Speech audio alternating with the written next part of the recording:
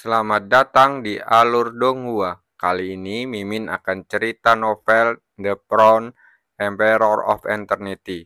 Sebelum mendengarkan, jangan lupa subscribe, like, komen, dan share ya, biar Mimin tambah semangat.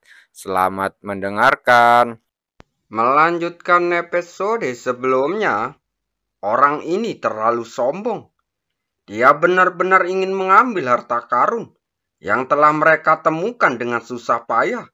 Saudara-saudara, mari kita kesampingkan dendam kita sekarang. Mari kita bekerja sama untuk menyingkirkan bocah sang sombong ini. Seseorang berteriak dengan marah yang langsung menarik persetujuan semua orang. Mereka masih tidak percaya orang ini mampu mengalahkan mereka sendirian. Serang! Semua orang berteriak dengan marah, lalu bergegas menuju Cu Kuangseng yang hendak melangkah masuk ke dalam gua. Pada saat orang-orang ini hendak mendekat, kekuatan mental yang dahsyat tiba-tiba meledak. Langsung menjadi istana hitam dan putih di atas kepala Cu Kuangseng. Tekan! Cu Kuangseng berteriak, dan istana dewa dan iblis tak terbatas segera terbang keluar, lalu menekan orang-orang yang bergegas mendekat. Bumi langsung berguncang hebat, dan semua orang langsung tertekan seketika. Di bawah tekanan yang istana dewa dan iblis tak terbatas, tentu saja orang-orang tidak mau duduk dan menunggu kematian setelah ditekan. Jadi mereka menggunakan berbagai cara untuk mencoba melepaskan diri dari penindasan istana dewa dan iblis tak terbatas. Namun, perjuangan ini akhirnya sia-sia. Dengan tingkat kultivasi Cu Kuangseng saat ini, istana dewa dan iblis tak terbatas sudah cukup untuk menakut-nakuti musuh-musuhnya di masa lalu. Dalam waktu yang singkat, perlawanan istana dewa dan iblis tak terbatas semakin melemah, hingga akhirnya menghilang sepenuhnya. Melihat ini, Cu Kuangseng melambaikan lengan bajunya untuk menyingkirkan istana dewa dan iblis. Dia melirik para praktisi lalu berteriak dengan dingin, "Pergi!" Mendengar niat membunuh dalam suaranya, semua orang langsung gemetar, buru-buru bangkit, lalu melarikan diri dari lembah tanpa menoleh ke belakang. Setelah kejadian ini, kalau mereka berani melawan lagi, berarti mereka mencari kematian. Cu Kuangseng melirik ke arah mana semua orang melarikan diri. Wajahnya sangat dingin, tidak ada sedikit pun rasa kasihan di matanya. Dia sudah merasakan kekejaman dunia kultivasi ini. Jika dia tidak cukup kuat hari ini, dia pasti sudah dicabik-cabik oleh serigala-serigala jahat ini. Jadi dia tidak punya alasan untuk menahan diri. Begitu banyak orang yang merasa tertarik dengan tempat ini. Pasti ada sesuatu di dalamnya. Cu Kuangseng menenangkan pikirannya, mengarahkan pandangannya ke arah gua. Sambil memikirkan hal ini, dia langsung memasuki gua. Setelah berjalan di dalam gua selama sekitar setengah jam, ruang di dalam gua masih kosong. Tidak ada jejak harta karun apapun. Namun, Cu Kuangseng masih tidak kehilangan kesabarannya dan masuk lebih dalam ke dalam gua itu selangkah demi selangkah. Berkat indera spiritualnya yang kuat, ia merasakan ada fluktuasi aneh di bagian terdalam gua. Setelah berjalan selama 1 jam, situasi di depan akhirnya ada perubahan. Ada cahaya terang datang tidak jauh dari sana. Melihat ini, wajah Cu Kuangseng langsung menunjukkan kegembiraan. Dia mempercepat langkahnya dan bergegas menuju cahaya itu. Setelah beberapa saat, langkah kakinya terhenti. Sebuah kerangka. Cu Kuangseng melirik ke depan dan menemukan setumpuk tulang kering. Jika dilihat lebih teliti, kerangka itu seharusnya milik seorang pria semasa hidupnya. Tidak diketahui sudah berapa tahun berlalu sejak kematiannya, dan kerangka itu sudah keropos sedemikian rupa, sehingga tampak akan runtuh jika disentuh sedikit saja. Batu dewa luar angkasa. Cukuanseng melihat sekeliling, lalu melambaikan lengan bajunya untuk membuka sebuah kotak batu. Di dalam kotak batu itu, hampir 100 batu dewa luar angkasa tertata rapi, dan kekuatan yang kuat menyebar, menyebabkan kabut naik dari tempat itu. Begitu banyak batu dewa luar angkasa. Ada hampir 100 batu dewa luar angkasa di sini. Dan jika dia menambahkan yang dimilikinya, jumlahnya menjadi lebih dari 150. Tidak heran orang-orang di luar sana begitu marah. Ternyata ada begitu banyak batu dewa luar angkasa yang tersembunyi di sini. Cukuanseng melambaikan lengan bajunya, lalu mengambil semua batu dewa luar angkasa itu. 156. Dia menghitung dan senyum lebar tiba-tiba muncul di wajahnya. Bahkan beberapa kekuatan teratas di tanah suci mungkin tidak memiliki batu dewa luar angkasa sebanyak ini. Dengan batu dewa luar angkasa ini, perjalanan ini sangat berharga. Dia pun tersenyum puas. Di saat dia baru saja melangkah keluar, tatapannya tiba-tiba tertuju pada kepala mayat itu. Di sana ada sebuah tanaman yang bercabang dengan daun-daun segar menjulur keluar. Cabang-cabang dan daun-daunnya berwarna ungu seluruhnya, dan gelombang aneh menyebar dari sana. Fluktuasi ini adalah kekuatan mental. Mata Cukuanseng menjadi fokus, dan ekspresi aneh muncul di wajahnya. Karena fluktuasi terlalu halus sebelumnya, bahkan dia hampir tidak mengetahuinya. Sambil berbalik, dia mencodongkan badan untuk mengamati dahan itu dengan seksama, dan segera menemukan bahwa ada retakan kecil pada tengkorak itu, dan dahan itu keluar dari retakan itu. Mungkinkah akar cabang ini tumbuh di dalam tengkoraknya? Memikirkan hal ini, dia ragu-ragu sejenak, lalu membungkuk hormat kepada mayat itu. "Senior, saya minta maaf." Dia melambaikan tangannya dan sebuah kekuatan hisap muncul, lalu menghisap dahan dan akar keluar dari tengkoraknya. Itu adalah bunga spiritual berwarna ungu, dan tidak seperti bunga spiritual biasa. Tidak ada bunga yang tumbuh di cabang-cabangnya. Namun, jika Anda perhatikan dengan seksama, Anda akan terkejut menemukan ada beberapa hal aneh yang mekar di dalam batang bunga spiritual yang bening itu. Bunga tumbuh di antara cabang-cabang pohon. Mata Cukuanseng menatap tajam saat menatap benda-benda kecil terbentuk bunga itu dengan ekspresi terkejut di wajahnya. Bunga spiritual seperti itu adalah satu-satunya yang pernah dilihatnya sepanjang hidupnya. Sebelumnya, dia belum pernah mendengar bahwa ada bunga spiritual yang tumbuh di dalam cabang-cabang ini. Tepat saat dia merasa sangat terkejut, kerangka kering itu tiba-tiba hancur, lalu berubah menjadi genangan abu yang menumpuk di tanah. Apakah kekuatannya telah menghilang sepenuhnya? Cukuanseng berkata dengan pandangan sekilas saat melirik abu itu. Tampaknya karena pemeliharaan bunga spiritual aneh ini, kekuatan yang tersisa di dalam tulang-tulang kering itu habis sepenuhnya. Sehingga begitu bunga spiritual itu dikeluarkan, tulang-tulang kering itu berubah menjadi tubuhkan abu. Cukuanseng merenung sejenak, lalu melambaikan lengan bajunya dan batu-batu bertebarangan dari segala arah. Langsung menumpuk di atas abu untuk membentuk kuburan sederhana. Potongan batu utuh lainnya jatuh dan ditancapkan ke tanah di depan makam, berfungsi sebagai batu nisan senior ini. Setelah melakukan semua ini, Chu Guangsheng membungkuk hormat ke makam sebelum berbalik untuk pergi.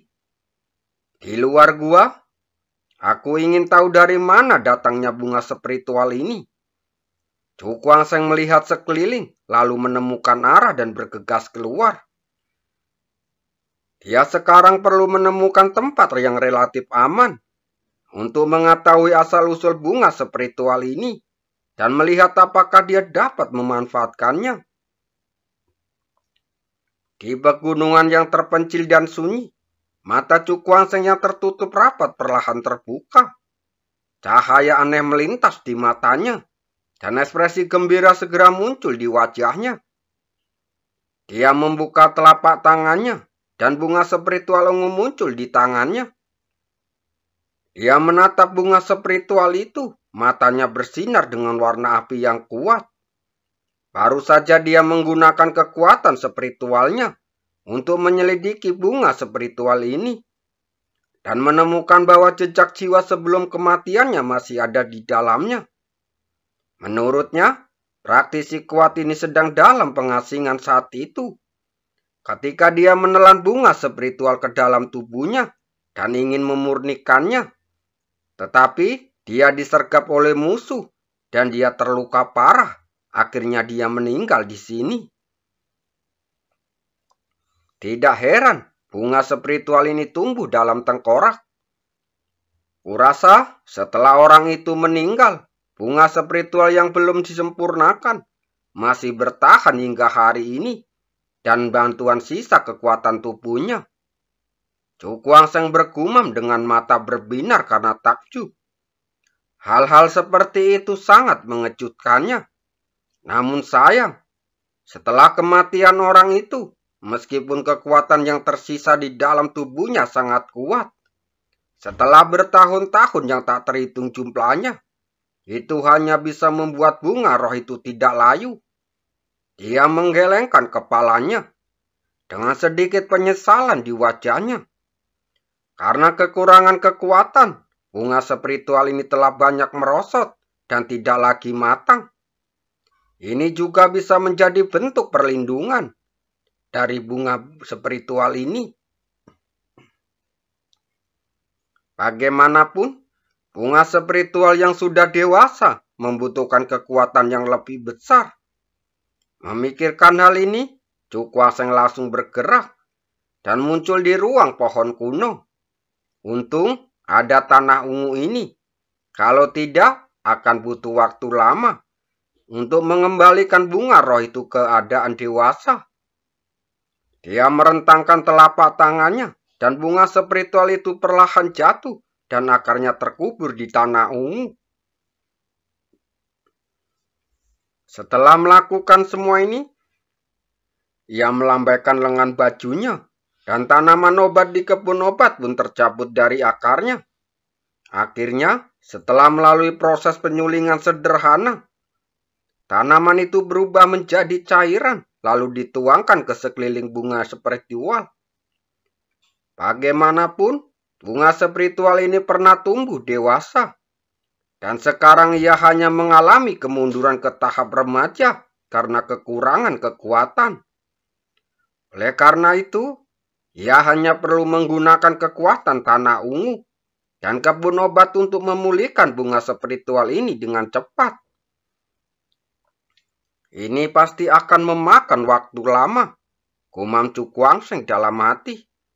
Matanya terpejam saat dia duduk bersila dan menunggu dengan tenang. 5 hari kemudian, Chu Guangsheng membuka matanya, lalu melihat sekelilingnya dan raut wajah gembira segera tampak di wajahnya. Pada saat ini, bunga spiritual telah tumbuh dengan pesat. Dan cabang-cabang telah menjadi beberapa kali lebih tebal. Kembali menjadi sepenuhnya dewasa. Akhirnya, aku bisa menyempurnakannya. Dia menatap bunga spiritual itu. Wajahnya menunjukkan kegembiraan. Meskipun dia telah mengetahui nama khusus dari bunga spiritual ini, dia dapat mengetahui dari sisa-sisa jiwa orang itu bahwa benda ini sangat bermanfaat bagi mereka yang berlatih dengan kekuatan mental. Chu Kuang-seng menarik nafas dalam-dalam, matanya penuh dengan harapan. Dia bertanya-tanya seberapa besar efek bunga spiritual ini untuk dapat meningkatkan kekuatan spiritualnya.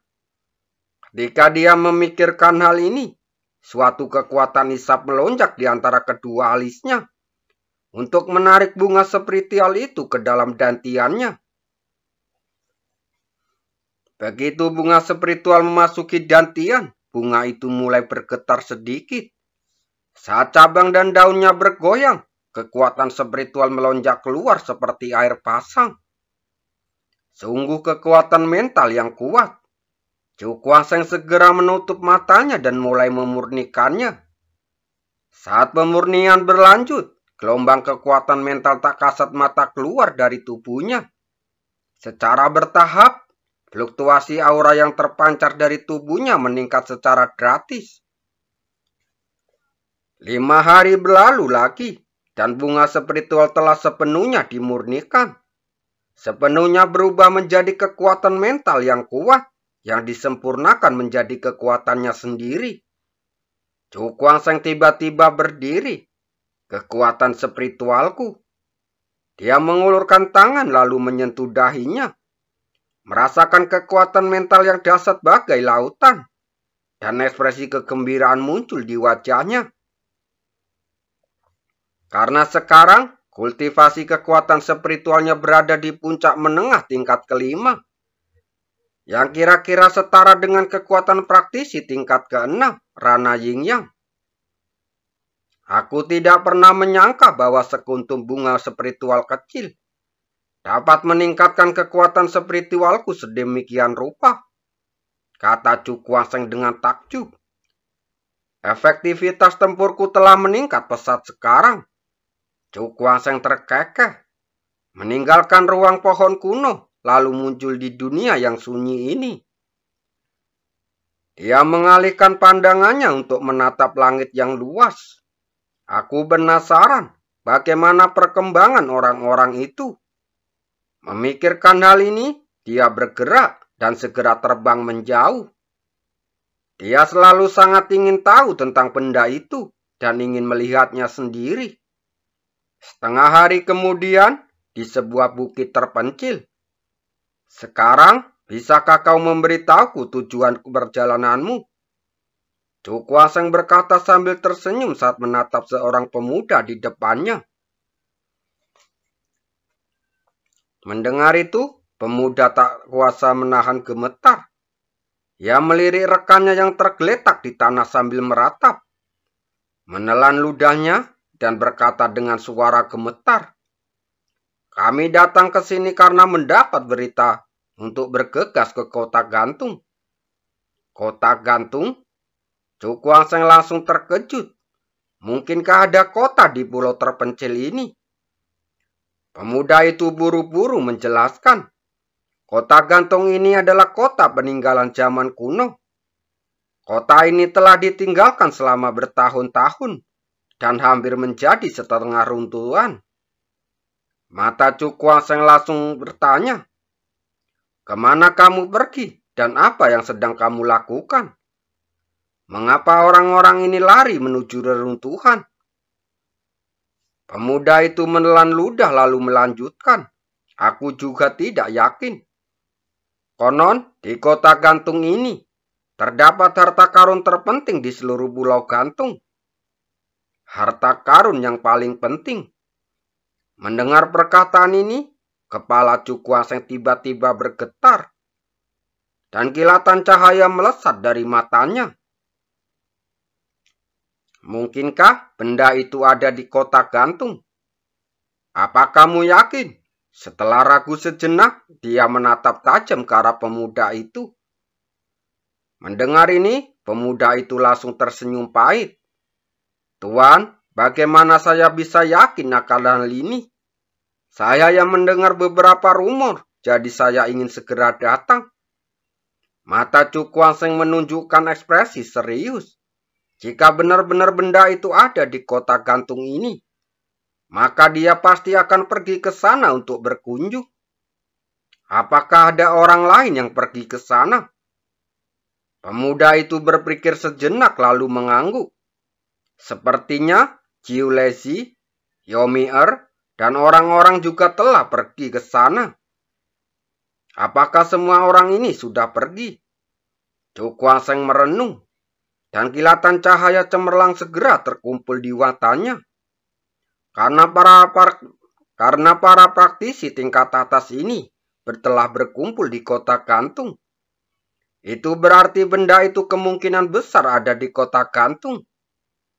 Aku juga harus segera pergi. Dia telah membuat keputusan yang tepat.